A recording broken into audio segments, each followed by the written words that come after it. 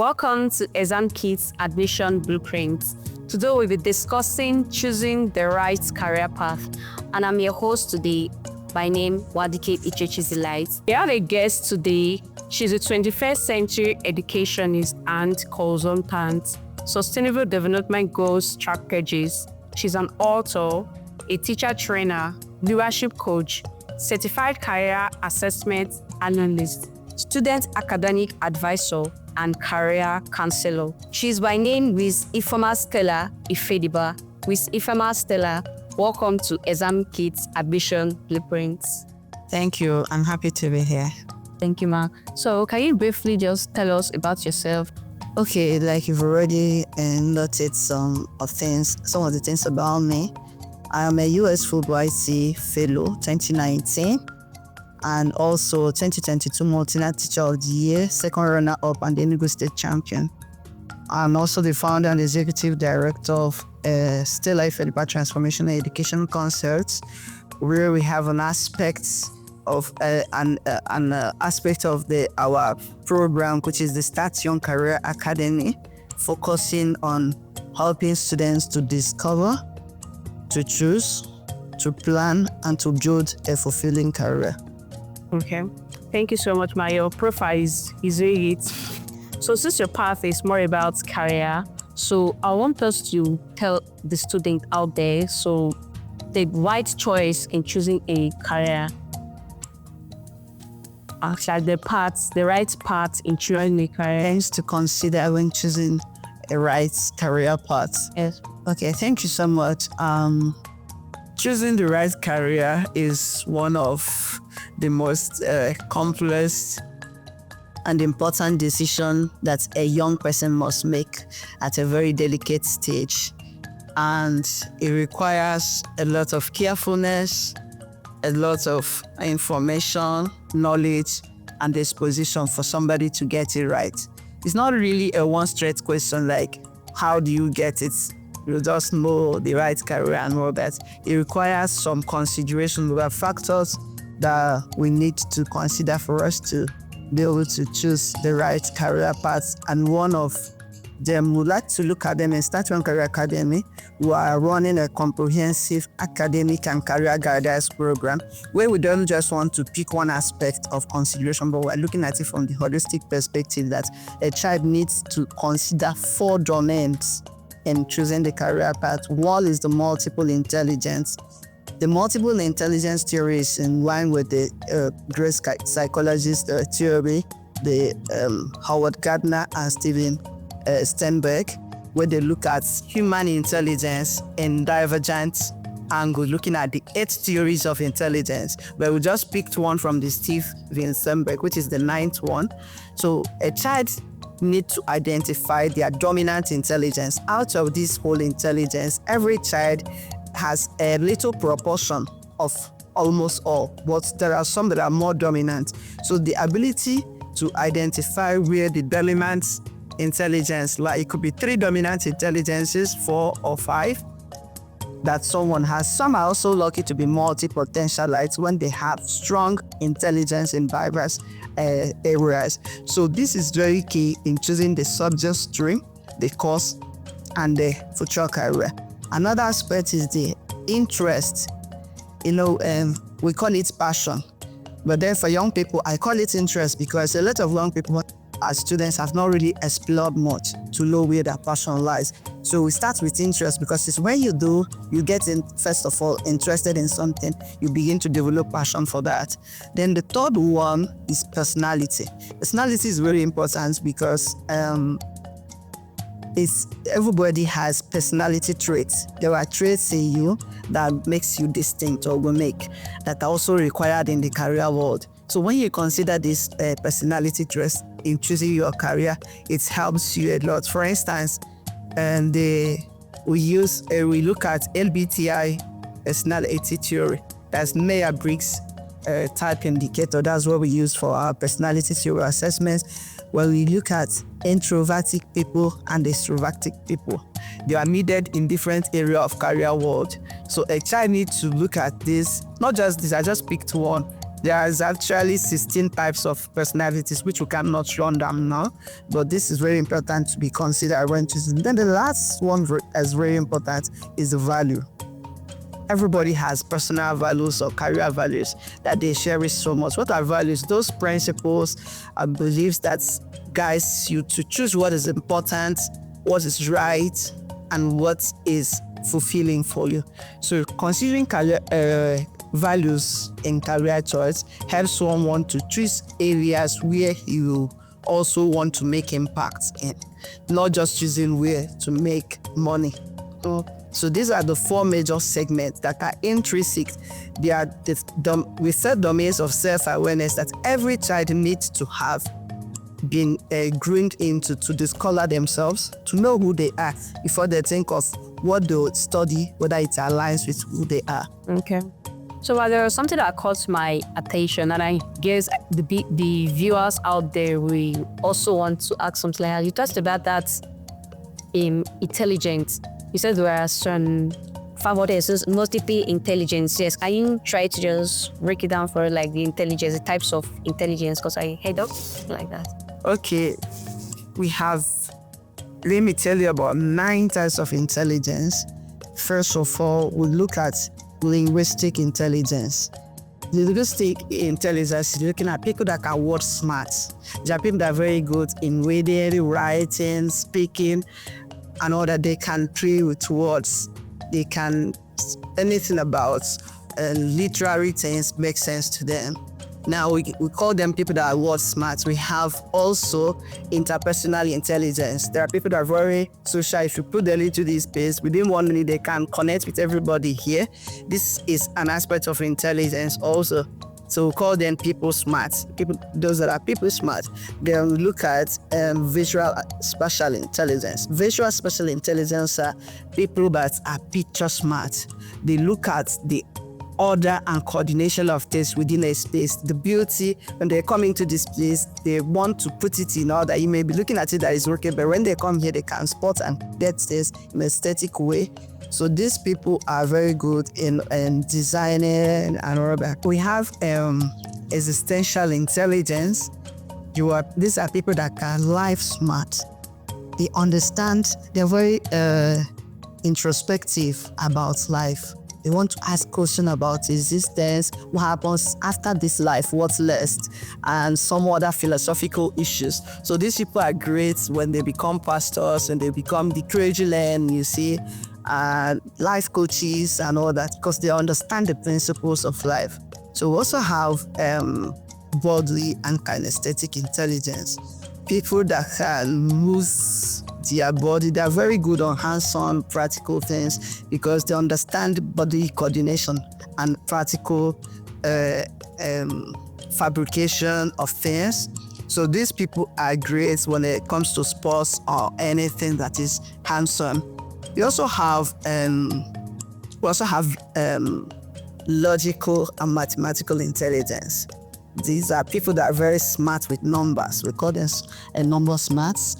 They do a lot with abstract reasoning, symbolic coding of ideas and information, and they are very good in anything mathematical, scientific things, engineering and all that, because it makes sense to the numbers makes sense to them with reasoning and logic.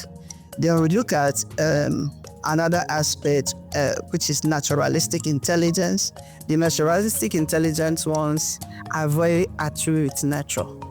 The nature, the plants, the animals, the flora and fauna, anything in the environment, they are good with it.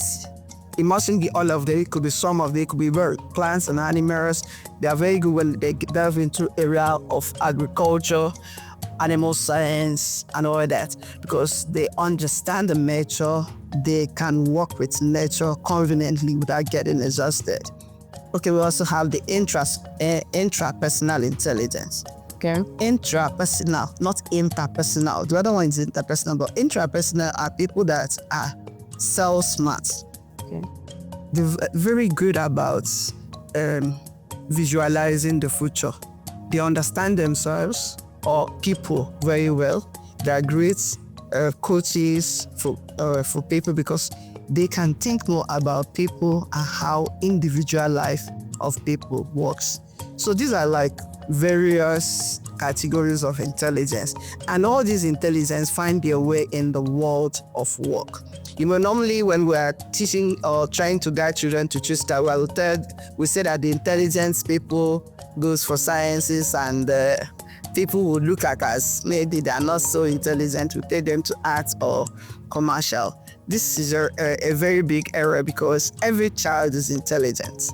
Every child is intelligent. It's the duty of the parents, the teachers, and the education sector in general to help them to discover their scope of intelligence and develop within their scope of intelligence, because that's where their capacity is. The best way to explain this is when you look at a world of animal. Imagine when you pick fish, pick monkeys, pick cow, and put it inside the ocean, put crocodile, and you ask all of them to swim. What happens when such scenario? There will be fish that can swim. The fish will swim, the crocodile will swim, but the monkey will struggle. And you see us asking the monkey, why are you not swimming fast? You're not learning fast. Why is he not swimming? Because he found himself in the wrong scope. So in career, it's the same. We're looking at the capacity, the natural abilities of a child. When you look at the intelligence of a child, to fixing that child in area that you have the capacity to drive. Okay. So in a nutshell, intelligence can't be measured because it's multifaceted.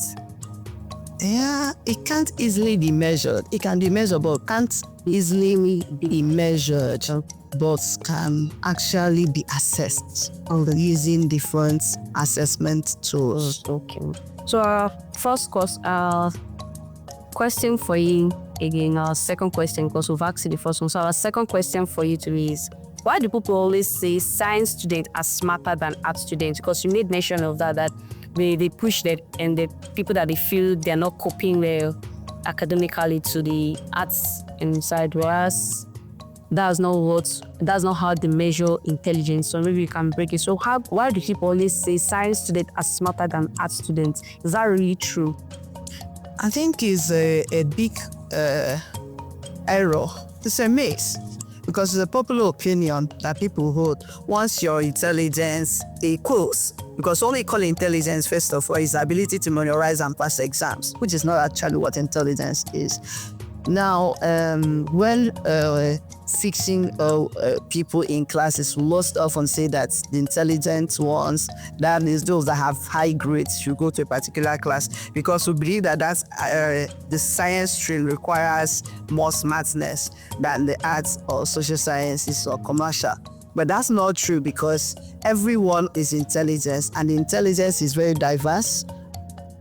If you take a child that is artistically intelligent in an art class, he will do so well. If you take a child that has science inclination or aptitude or intelligence into a science class, he will do well. But because of popular opinion, people tend to told that line that once you pass through a, for instance, they check your result, once you have good grades, they put you in science class, thinking that these that are in commercial class don't need much to pass their exams. Okay, well, thank you very much. Our next question now, Alice, says, some of us like drawing or writing, but our parents keep pushing us to do science. So how do we convince them that art is not a waste? Okay, there are lots of life examples that will show that there's no aspect of career that's a waste. Every aspect of career is important. But like I said, how do you convince your parents to know that Their skill is not a waste? Yeah, your skill is not a waste. There are so many ways to convince your parents. First of all, by trying to do something from the background. You're in school and there's art competition, you can try something, and when you're selling that, you begin to convince your parents that what you're doing is actually valid. And if you listen to the video when he told the story about how his father tried to stop him, his musical career and everything, the moment the father saw him making it, pushing harder, he just discovered that this guy might have been right or the why. So he decided to support him. So there's no one way to handle it because we had different parents with different level of understanding and exposure. However, our advice goes first to the parents to understand that their children have their own uniqueness and their unique life and career should be respected. What every child needs is support, guidance and support, not to force any career on anybody. Because when you force a career on any child, it makes it hard for the child to excel in that career because there's no interest, there's no passion, there's no commitment, and even when you look at the capability, sometimes it may be wrong.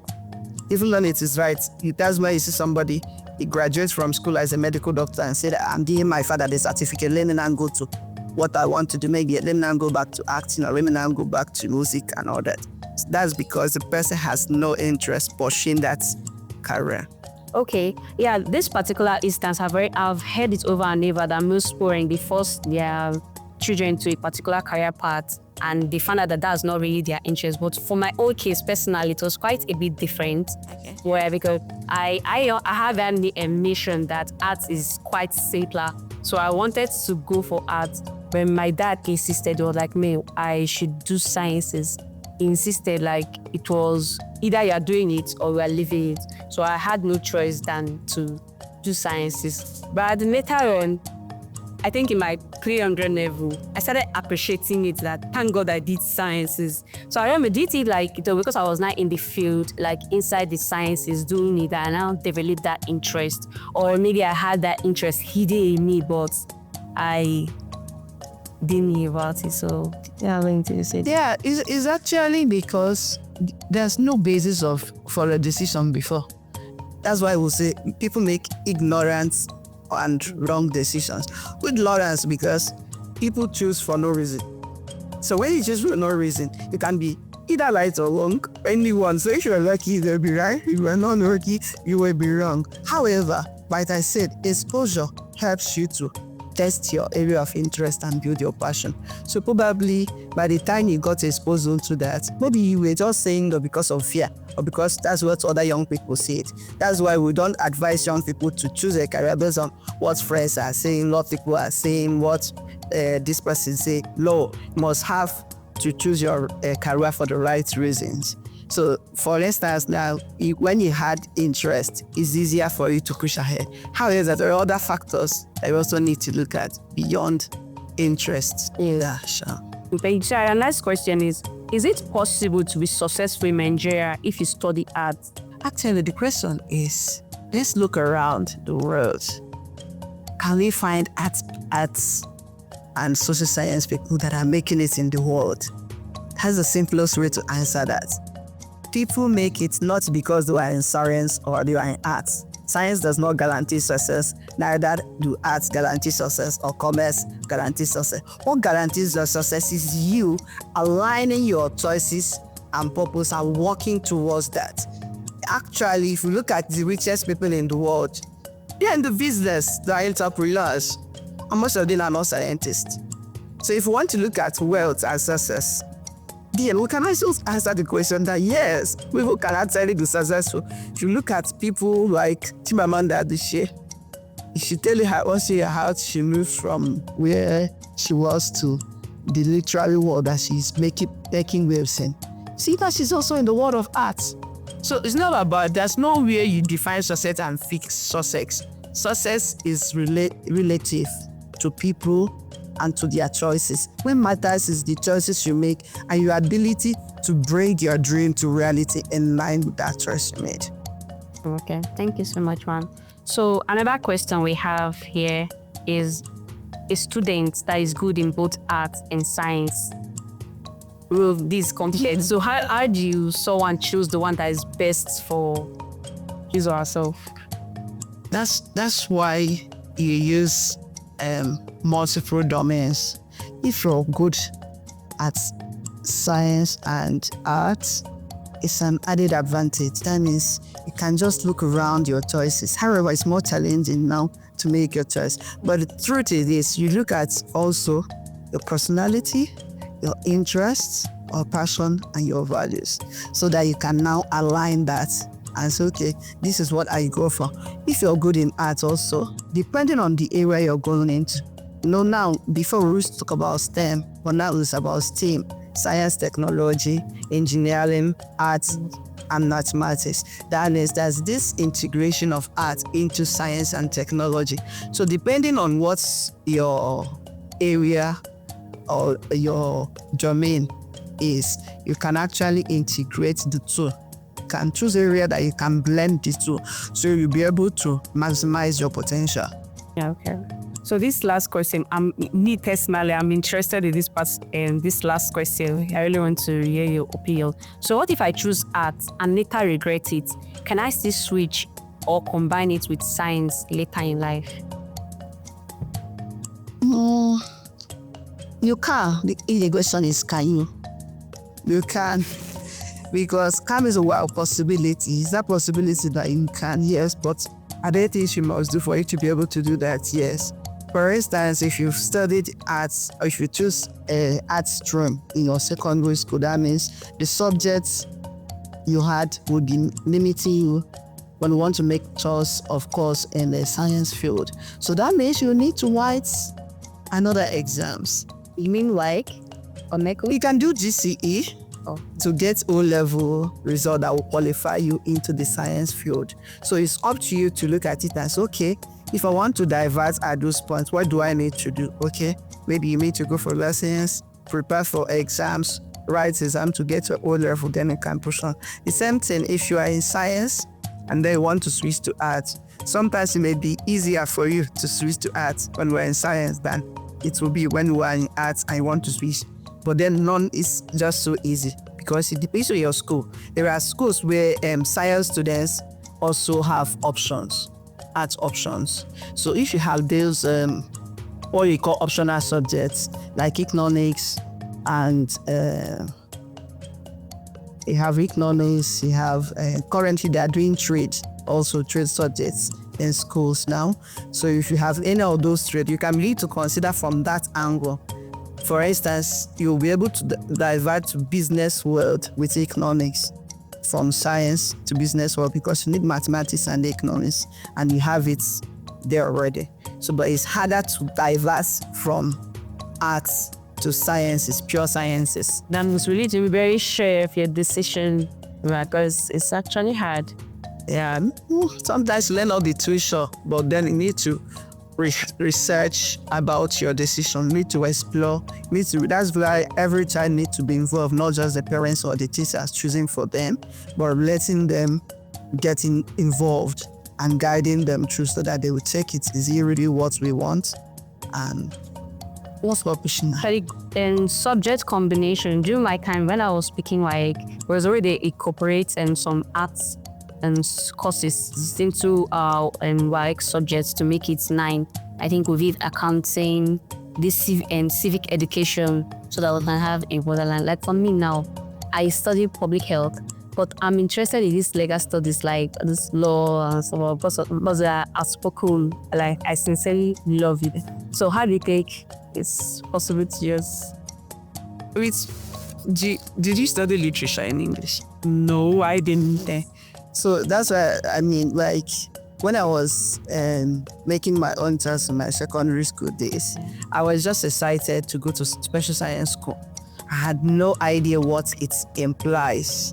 My own is that the most intelligent people in class are just buying their special science school form, because in Anambra State we have special science school, so we just pick the form, go to the school. So when I went to the school, in my mind, I want to read law. Okay. But I'm in science school, special science school for that matter. And there's nothing about literature that I did. Nothing about government that I did. So when I graduated, I said, okay, I'll check the JAMB brochure so that I'm off track, because that's not how I'm going to get into the legal field where this two as basic subjects. So when we look at choosing the courses to study, the subject stream helps you to understand the core subject you must have, so that you know that these are core for arts, these are core for science, these are core for commercial. So the core subjects for art classes, literature and government. So if you want to divert to legal studies, you need to write another exams at the mitigate. Yeah. That's like a nightmare. I just want to add that for you to assess your personality, your interest, your values, and intelligence, there are so many career assessment tools out there that can help a student. Most of them are online, even though not all of them are very suitable. So you might need a career professional to guide you on which one to use. You can also try, there are so many free ones and there are also paid ones. You can also try some personal questions, asking yourself some personal questions to decipher which area of interest you have. We can also meet a career counselor in your school. So thank you so much, Miss Ifoma. It was really a pleasure having you here. Yeah, you really expatiate on most of all our questions, and I believe the viewers out there, the students that might have been confused before now, with this episode, they can be able to choose the right career path. So thank you very much, ma'am. So to the viewers out there, so this is Examkits Admission Blueprint, where we simplify career path and we talk about admission journey and a whole lot. We just explore headlines. So do also subscribe to this YouTube channel, like, subscribe, and share. Till you come here next time. Bye.